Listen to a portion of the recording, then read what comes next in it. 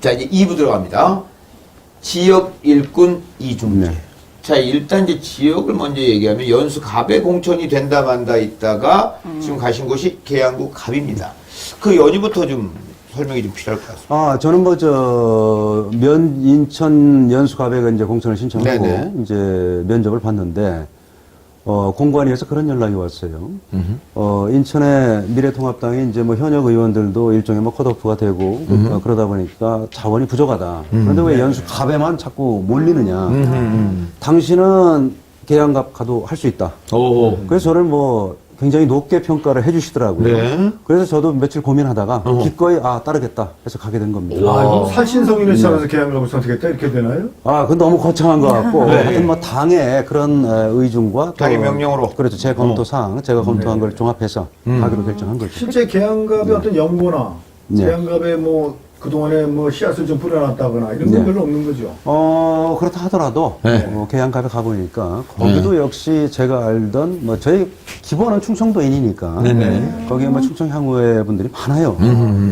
여기서 뭐 알던 분들도 거기 계시고 하니까 뭐 별로 그렇게 타지에 갔다 이런 느낌은 별로 없습니다. 계양 지역 주민하고 친해지는 어떤 나만의 비법 아까 있다고 하셨는데 어떤 비법이 그거 있을까요? 발로 뛰는 거예요. 그냥 뭐 사무실에 앉아서 친해질 방법은 전혀 없는 거고. 당연하죠. 네. 하여튼 한 번 뵙고 두 번 뵙고 세 번 뵙고 그 다음에 뭐 예를 들어 어떤 분들은 너무 늦게 온 거 아니냐. 그런 분들 또 세 번 네 번 뵙다 보면은 알았다. 내가 당신 지지해 주겠다. 뭐 이런 분들이 생기니까 요새 결국은 코로나 때문에 마스크 쓰고 다니셔야 되는데 예.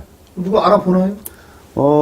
마스크를 쓰는데 네. 어떤 분들은 그래요. 누구세요? 본인이 맞아요? 이렇게 물어보시는 분이 있어요. 그때만 벗습니다. 네, 네, 네.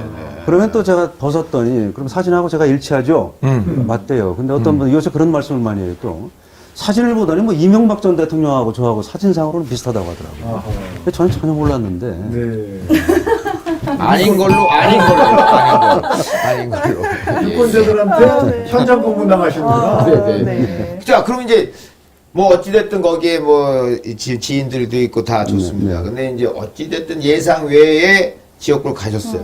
자, 가장 따뜻한 유권자의 한마디 기억나는 게 있습니까? 가장 따뜻한 거는 제가 이제 처음에 가서 제일 처음에 한 게 주말에 이 팻말 걸고 네네. 길거리에 한번 서 있어 봤어요. 네네. 네. 그랬더니 운전자가 아니라 차량 뒷좌석에 탔던 젊은 여성분인데 네. 일부러 차문을 열더니 네. 저보고 웃으면서 이러는 거예요. 오. 정말 힘이 나고 정말 따뜻한 그런 성원이었죠. 자, 가장 가슴 아픈 기억에 남는. 가슴 네. 아픈 거는 네. 이렇습니다. 이게 보면은 우리 사회가 지금 정치적으로 너무 분열돼 있어요. 네.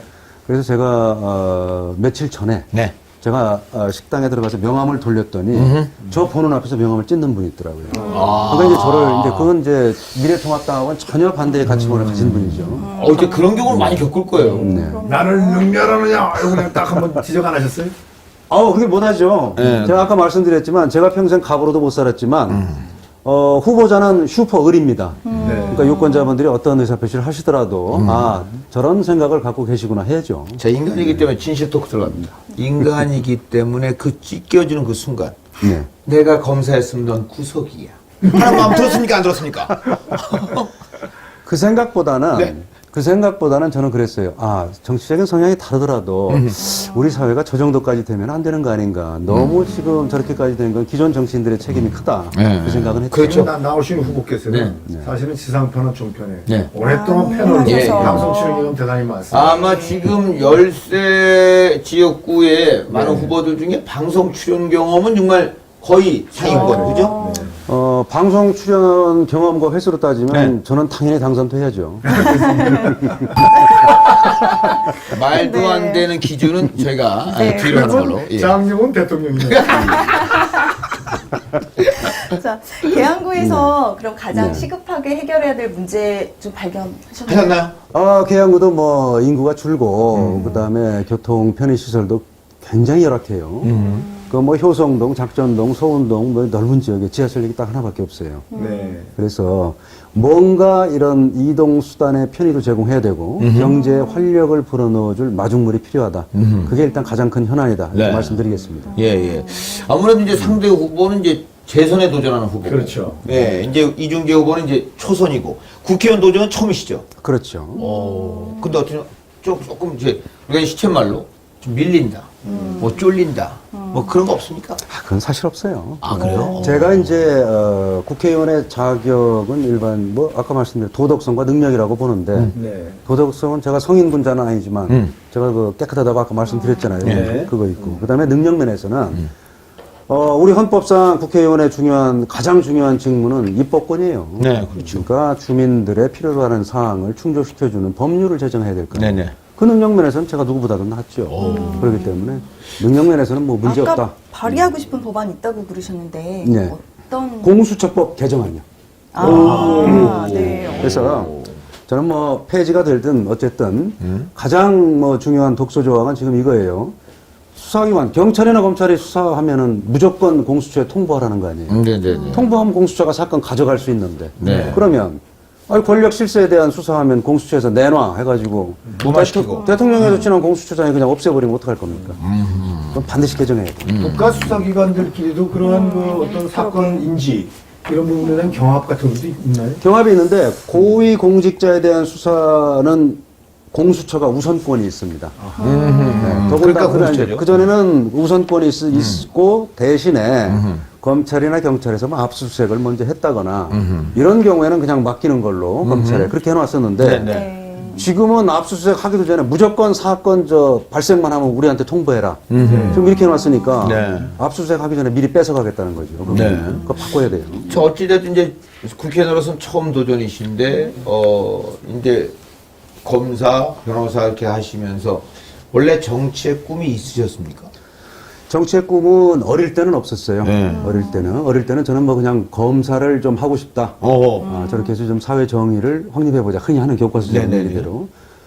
그러다가 이제 어느 정도 나이가 들고 제 주변에 뭐 국회의원 하는 친구들도 있고 네네. 그래서 이제 그런 친구들이 권유에 의해서 생각을 하게 됐죠. 어허. 그래서 검사는 뭐 사회적 병이 났을 때 좀 그 부분을 치유해주는 역할이라고 저는 생각을 하고요. 네. 의사는 육체적인 좀 병이 생겼을 때 그걸 치료해주는. 그런데 이건 좀 소극적이고 뭔가 좀 부정적인 측면을 다루는 거잖아요. 네네. 물론 중요한 역할이긴 합니다만. 네. 정치를 함으로써 좀 더 우리 국민들에게 베푸는 적극적인 뭐 이런 걸 할 수 있을 거라고 생각을 해서 네. 이제 그쪽에 이제 관심을 대개 갖게 된 거죠. 국민들은 정치인을 걱정을 더 많이 합니다. 그렇죠. 예, 예. 네, 그게 현실이죠. 그래서 네네. 그걸 좀 바꿔보겠다고 하는 겁니다. 예. 인천에서 자, 검사로 저기, 계시면서 예. 저도 잠깐 좀 저 둘이 가위바위보에서 예, 예. 아니 인천에서 검사 생활하시면서 네. 어떻게 좀 성범죄자들도 좀 많이 만나보셨나요? 제가 있을 때는 당연히 하죠. 하는데, 기준이 굉장히 달라졌어요. 과거에는, 성 관련 범죄도 우리 형사소송법에 나와 있는 대로 엄격한 증명, 합리적인 의심의 여지가 없을 정도의 증명을 요했는데, 물론 뭐, 법 원칙은 지금도 바뀌지 않았습니다만은, 지금은 과거에 비해서 처벌되는 기준이 저는 굉장히 완화됐다.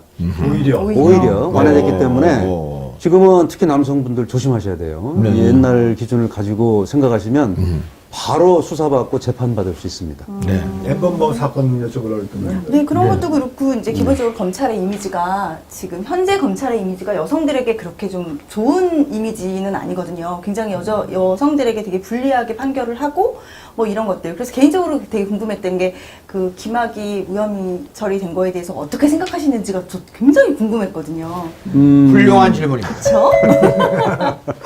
네, 아니 제가 또 가봤다니까요. 그 별장 앞에 구경까지. 그거 봐야 돼요. 그래서 네. 그거는 네. 그 부분은 수사가 너무 늦었어요. 너무 늦었어요. 그래서 물론 뭐 처음에 발생했을 때 제대로 수사를 했으면 어떻게 됐을까? 그건 뭐 결론은 알 수는 없죠. 그렇지만은 너무 늦은 뭐 몇 년이 흐른 다음에 새로 수사를 했기 때문에 한계가 있었을 것이다. 저는 뭐 그렇게 그 생각을 말 그대로 하고요. 심증은 네. 있는데 물증이 없다. 이렇게. 그러면은 뭐 법률적으로는 어떻게 할 수가 없는 거니까요. 그렇지만 이제 법조인으로서는 조금 이렇게 개운하지는 않죠, 그 사건은. 그렇죠. 예, 예, 네, 예. 당연히 뭐 처음에 했더라. 그러니까 나중에 이제 수사했을 때는 여러 가지가 밝혀졌는데 그럼 왜 처음에는 못 했느냐. 물론 뭐 검사가 능력이 부족하거나 뭐 그런 측면을 생각하지 못했기 때문에 그럴 수도 있는데 네. 일부러 수사를 안 했다면 그건 뭐큰 문제죠. 그거는 사실관계가 자꾸 시간이 가면서 변질되는 경우도 있죠. 있죠. 예. 알겠습니다. 자, 이것으로 제 2부 지역 일꾼 이중재 마무리하겠습니다.